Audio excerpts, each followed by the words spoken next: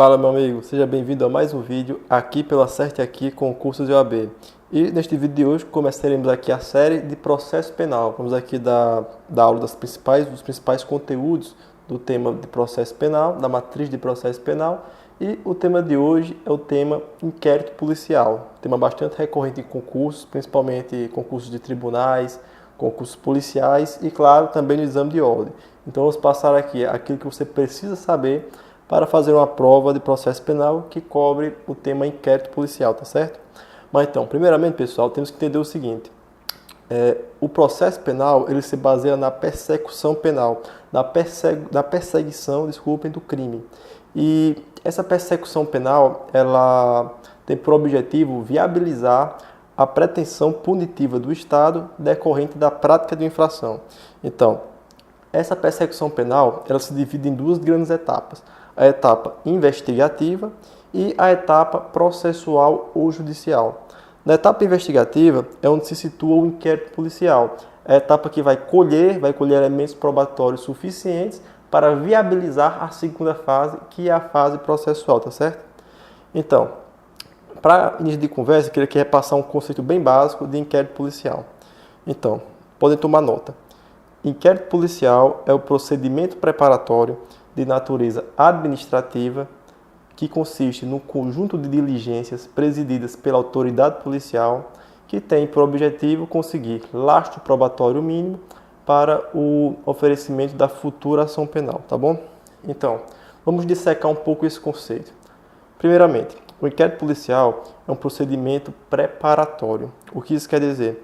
Quer dizer que o inquérito policial ele visa tão somente preparar a segunda etapa da persecução penal, preparar a fase processual. Então é nele que serão colhidos os elementos probatórios que irão viabilizar a futura ação penal. Segundo ponto, o inquérito policial ele tem natureza administrativa. O que isso significa dizer? Significa dizer que não é um processo que corre no âmbito do Poder Judiciário, não é um processo presidido por um juiz, mas sim um processo que tramita no âmbito da Polícia Judiciária. Peço para que vocês não confundam a natureza do inquérito policial, que é administrativa, com a natureza da atividade do delegado de polícia, que é jurídica. A CESP cobrou essa distinção, inclusive no último concurso para a Polícia Civil de Pernambuco. Então é bom atentar. Bem, a característica, a natureza do inquérito policial é de um procedimento administrativo. Já a atividade do delegado de polícia é de natureza jurídica, conforme o artigo 2º da Lei 12.830 de 2013. Então, exemplificando, quando o delegado de polícia ele está ouvindo a testemunha, está realizando qualquer diligência no âmbito do inquérito policial, aquela atividade é de natureza eminentemente jurídica. Já quando ele transmite essa prova, transmite essa diligência para os autos do inquérito policial, aquele documento formal, aquele procedimento formal tem natureza administrativa, tá bom? Prosseguindo, o inquérito policial ele consiste no conjunto de diligências presididas pela autoridade policial. Então, o delegado ele empreende um conjunto de atividades visando conseguir a autoria e a materialidade daquele crime praticado. Sobre as diligências, eu chamo a atenção para o artigo 6º do CPP. O artigo 6º ele traz as chamadas providências preliminares. Que providências são essas? São algumas providências que o delegado deve tomar logo que tomar conhecimento da prática da infração penal.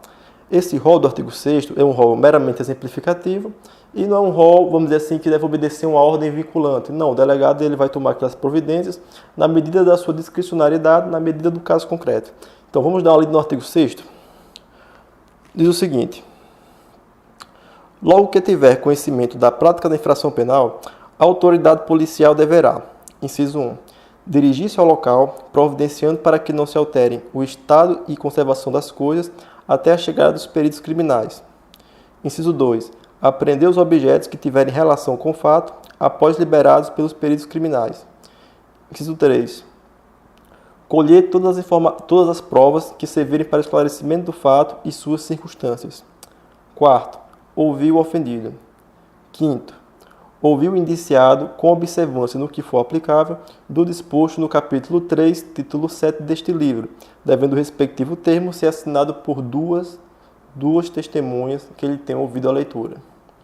6º, proceder a reconhecimento de pessoas e coisas e a acareações. 7º, Determinar, se for o caso, que se proceda a exame de corpo de delito e quaisquer outras perícias. Oitava, ordenar a identificação do indiciado pelo processo datiloscópico, se possível, e fazer juntar aos autos sua folha de antecedentes. Nono, averiguar a vida pregressa do indiciado sob o ponto de vista individual, familiar e social, sua condição econômica, sua atitude e estado de ânimo antes e depois do crime e durante ele, e quaisquer outros elementos que contribuírem para a apreciação do seu temperamento e caráter. Inciso 10. Colher informações sobre a existência de filhos, respectivas idades e se possui alguma deficiência, e o nome e o contato do eventual responsável pelos cuidados dos filhos indicados pela pessoa presa. Então, pessoal, chama a atenção para o inciso 10, porque é uma alteração recente. Esse inciso foi incluído em 2016 no Código de Processo Penal. Foi incluído pela Lei 13.257 de 2016, que traz políticas públicas para a primeira infância.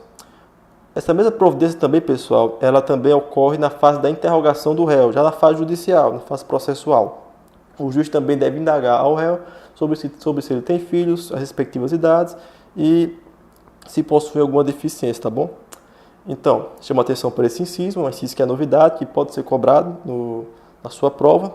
E também ainda sobre diligências, eu queria dizer o seguinte, o ofendido, pessoal, ele tem o direito de requerer diligências, a vítima, o ofendido, ele tem o direito de requerer diligências ao delegado de polícia. E o delegado de polícia irá realizá-las ou não, de acordo com o caso concreto, de acordo com a sua discricionalidade. Contudo, há uma única diligência que, se o ofendido requerer, o delegado ele é obrigado a realizar aquela diligência, que é justamente o exame de corpo de delito, tá bom? Ainda sobre diligências, eu queria chamar a atenção para o artigo 7º, que trata da reprodução simulada dos fatos. Há algum tempo tivemos um caso de notoriedade no Brasil, vocês vão saber qual é, em que um casal atirou a sua filha, né, pelo quarto andar do seu edifício. E, posteriormente, alguns dias depois do crime, houve a reprodução simulada dos fatos. O polícia utilizou uma boneca e reproduziu a cena do crime. Então, pessoal, essa mesma providência ela é descrita no artigo 7º do Código de Processo Penal. Vamos dar aqui uma lida. Diz o seguinte: para verificar a possibilidade de haver infração sido praticada de determinado modo, a autoridade policial poderá proceder à reprodução simulada dos fatos, desde que essa não contrarie a moralidade ou a ordem pública. Então, perceba, apesar dessa possibilidade, há algumas restrições. Ela não pode contrariar a moralidade pública, como, por exemplo, num crime contra a dignidade sexual, num crime de estupro, né? Ou contrariar a ordem pública, por exemplo, a reprodução de um tiroteio, né? que atrapalha o trânsito das pessoas, o trânsito de veículos, ou coisa do tipo, tá bom? Então, sobre diligências, é isso que tinha para falar. Mas vamos continuar aqui a dessecar o conceito de inquérito policial. É um conjunto de diligências que tem como presidente a autoridade policial, que tem por objetivo conseguir um lastro probatório mínimo para o oferecimento da futura ação penal. Então, pessoal, esse lastro probatório mínimo é a chamada justa causa da ação penal. E a justa causa é formada pelo binômio prova da materialidade do crime e indícios suficientes de autoria.